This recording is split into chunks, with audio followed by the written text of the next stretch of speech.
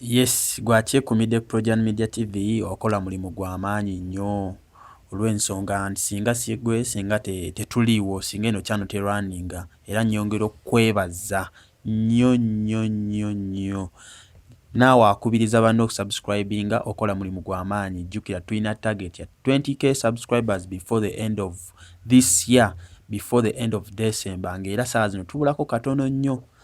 Leero ensonga eri mu ddiiro ye ya birthday ya mwana muwala Amar aweza emyaka 5 egy'obukulu, ng'era ono mwana muwala Amar Musuuza mwana wa Eddie Kenzo gwe yazaala mu Rema n'Amakula eyakyawa Eddie Kenzo emyaka 5 emabega n'agenda n'omusiguze Dr.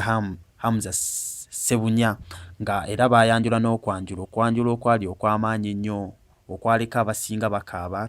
Eddie Kenzo byamuleka akukuluma, wabula okukuluma kwa Eddie Kenzo tekukomanga.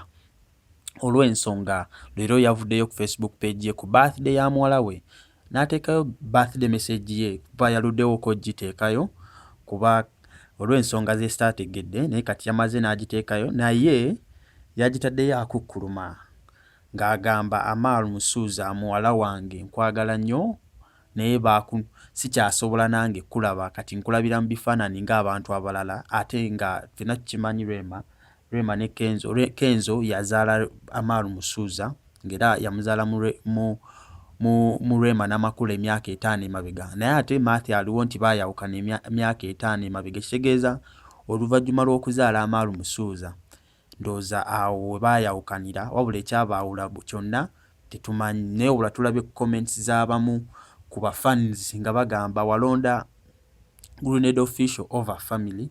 Ensonga sagala zigendamu kuba emabegako awo baamwabya nti naye bali ebisiyaga, Naalongo twamujjukira yabyogerako awo nti bali ebisiyaga ne Grenade n'oli Omutanzania. So ndowooza abafans kwe babeesinze, naye ku side emu Kenzo bandibadde bamusaasira ne bamuwa omwana we. Zinaku nga zino omwana ajjukira abeera full time ne Dr. Hamza Ssebunya ne Rema n'Amakula, naye kati olunaku nga luno luli special mu bulamu bw'omwana, ate buba special mu bulamu bwa Eddie Kenzo nga taata w'omwana. Bandibadde bamumulekera kukwabadde okusaba kwa Kenzo ng'akukkuluma, takyasobola kumiitinga mwana we, takyasobola kubeera na mwana we, bamuggyako rights ez'okulaba ku mwana, takyamulabako.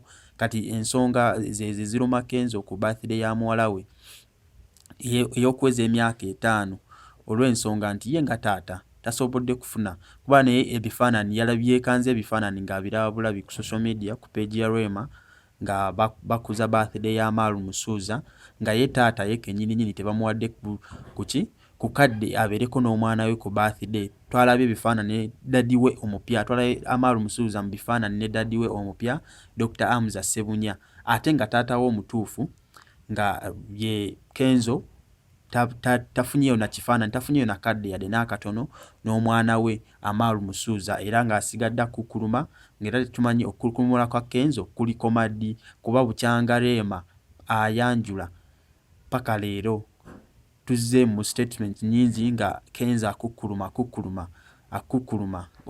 kuliko maddi. Kati gwali eyo alaba Projan Media, genda mu comment box otubuulire kino kye bakola kituufu okudinayinga Kenzo rights z'omwana we oba kifu? Ye bwe kiba nga kituufu kulwaki Kenzo baba bamumma okulaba omwana we ku lunaku nga luno luli special? Bwebale nnyo okwekumira ku Projan Media TV, subscribinga, commentinga, likinga, sharinga content waffe. Tukwagala nnyo.